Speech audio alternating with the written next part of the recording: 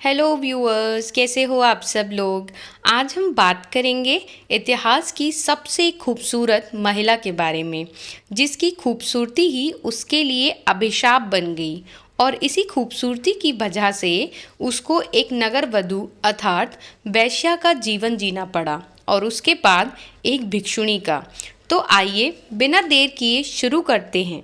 यह महिला और कोई नहीं अम्रपाली है। यह नाम हम में से काफ़ी लोगों ने पहले भी सुना होगा।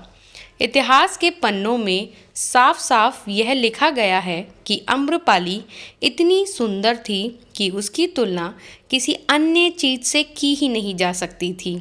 बौद्ध ग्रंथों के अनुसार 500 ईसा पूर्व वैशाली, जो आज बिहार में है, वहाँ एक गरीब दाम्पत्य को एक आम के पेड़ के नीचे एक लड़की पड़ी मिली थी।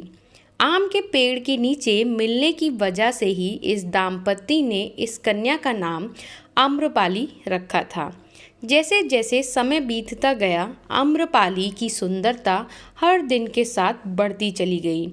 पाली ग्रंथों में भी आम्रपाली के सौंदर्य का विवरण मिलता है कि आम्रपाली इतनी खूबसूरत थी कि नगर का हर पुरुष उससे विवाह करना चाहता था, फिर वह चाहे व्यापारी हो या फिर एक आम व्यक्ति। यहाँ तक कि पुस्तक बिंबिसार में भी यह लिखा हुआ है कि हर्याक वंश के राजा बिंबिसार ने भी आम्रपाली से विवाह का प्रस्ताव रखा था। इतने सारे विवाह प्रस्तावों की वजह से आम्रपाली के माता पिता बहुत बड़ी दुविधा में फंस गए थे, क्योंकि किसी एक को चुनने पर अन्य से दुश्मनी होना स्वाभाविक था। पाली ग्रंथों के अनुसार उस समय वैशाली एक लोकतांत्रिक राज्य था, जिसकी अपनी सभा थी। जब आम्रपाली के माता पिता वैशाली सभा में पहुँचे तो उस सभा में एक लंबी चर्चा के उपरांत यह फैसला लिया कि वैशाली राज्य की एकता और शांति के लिए सभी की खुशी ज़रूरी है। इसीलिए आम्रपाली को नगरवधू बनने का आदेश दिया गया, जिसके चलते आम्रपाली पूरे राज्य की वधू अर्थात वैश्या बन गई और इसी के लिए उसको एक अलग भवन भी दिया गया। वैशाली सभा के इस फैसले से वैशाली के पुरुष तो बहुत खुश थे, परंतु आम्रपाली अपनी ही खूबसूरती का शिकार बन गई थी।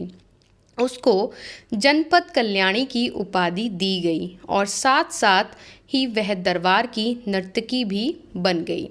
वैसे बौद्ध ग्रंथ विनय पिटक के पेज नंबर 141 में यह भी लिखा मिलता है कि जब आम्रपाली और बिंबिसार मिले तो वह दोनों ही एक दूसरे से प्रेम करने लगे थे।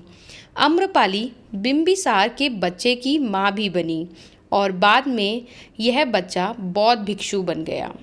और यही विनय पिटक के पेज नंबर 184 में लिखा मिलता है कि बिंबिसार की मृत्यु हो जाने के बाद आम्रपाली एक बौद्ध भिक्षु पर भी मोहित हो गई थी। उसने बौद्ध भिक्षु को अपने प्रवास पर आमंत्रित किया और कुछ दिन रुकने के लिए भी कहा, परंतु बौद्ध भिक्षु ने अपने गुरु की आज्ञा के बिना यह निमंत्रण स्वीकार करने से मना कर दिया। लेकिन सबको आश्चर्य में डालते हुए बुद्ध ने बौद्ध भिक्षु को आम्रपाली के निमंत्रण को स्वीकार करने की अनुमति दे दी। परंतु 4 माह गुजर जाने के बाद जब बौद्ध भिक्षु के साथ आम्रपाली बुद्ध के पास वापस आई तो उसके स्वरों को सुनकर अन्य सभी बौद्ध भिक्षु अचंभित रह गए। उसने कहा कि प्रभु, मैं आपके भिक्षु को मोहित नहीं कर पाई, लेकिन उनकी आध्यात्मिकता ने मुझे उन्हीं की राह पर चलने को विवश कर दिया है। अब से मैं भी आपकी शरण में आना चाहती हूँ और आगे का जीवन एक भिक्षुणी के रूप में व्यतीत करना चाहती हूँ, जिसको बुद्ध ने स्वीकार किया। आम्रपाली से जुड़ी यह सभी घटनाओं के साक्ष्य आपको आचार्य चतुर्सेन शास्त्री के उपन्यास वैशाली की नगरवधू, बुद्धचरित तथा जातक कथाओं में भी मिलेंगे। चलिए यहीं ख़त्म करते हैं अपनी इस वीडियो को। अगर आपको मेरे द्वारा दी गई जानकारी पसंद आई है तो प्लीज़ लाइक एंड सब्सक्राइब। और अगर आपने मेरी पिछली वीडियो नहीं देखी है तो प्लीज़ गो एंड वॉच। अब मिलते हैं अगली वीडियो में, तब तक के लिए बाय बाय।